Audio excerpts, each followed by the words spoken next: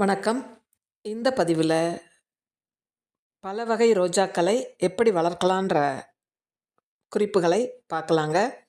இப்போ நீங்கள் பார்க்குறது எல்லாமே பேபி பன்னீர் ரோஸ். சின்ன செடி வச்சிங்கன்னா வேகமாக வளர்ந்துடும். இப்படி நிறைய பூக்கள் நமக்கு தினம் தினம் கிடச்சிருங்க.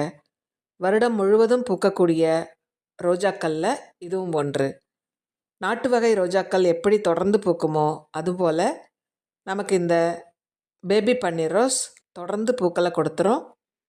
அடுத்ததாக இதெல்லாமே ஹைப்ரிட்டி ரோஸ்.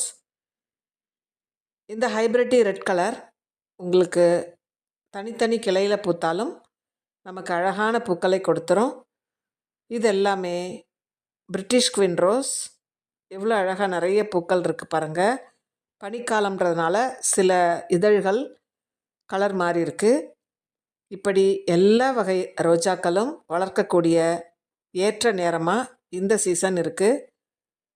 நீங்கள் தொடர்ந்து செடிகளை வாங்கி வளர்க்கலாம். என்னுடைய சேனலில் மண் கலவை, உரங்கள் எல்லாமே இருக்குது. நீங்களும் உங்கள் வீட்டில் ரோஜா செடிகளை எளிதில் வளர்க்கலாம். இப்படி தொடர் பராமரிப்பு கொடுக்கும் பொழுது நமக்கு ஒரு நல்ல ரிசல்ட் கிடச்சிரும். முதல் நீங்கள் கொடுக்கக்கூடிய உரமாக ஹியூமிக் இருக்கட்டும். ஹியூமிக் ஒரு வேர் வளர்ச்சியை கொடுக்கக்கூடியது. அது கோகோபீட்டில் வளர்கிற செடியாக இருந்தாலும் சரி, இப்போ நீங்கள் பார்க்குறது எல்லாமே கோகோபீட்டில் வளர்கிற செடி. மண்ணில் வளர்கிற செடியாக இருந்தாலும் ஹியூமிக் ஃபஸ்ட்டு கொடுத்துட்டு அடுத்தடுத்து மற்ற உரங்களை நீங்கள் கொடுக்கலாம்.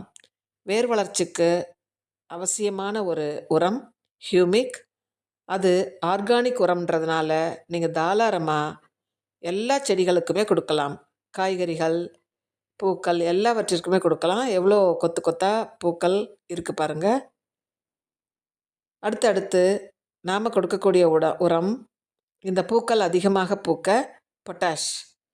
இந்த பொட்டாஷ் நமக்கு கெமிக்கல் ஃபார்ம்லேயும் கிடைக்குது. ஆர்கானிக்காக கொடுக்கணுன்னா நீங்கள் வாழைப்பழத்தோல் கரைசலை கொடுக்கலாம்.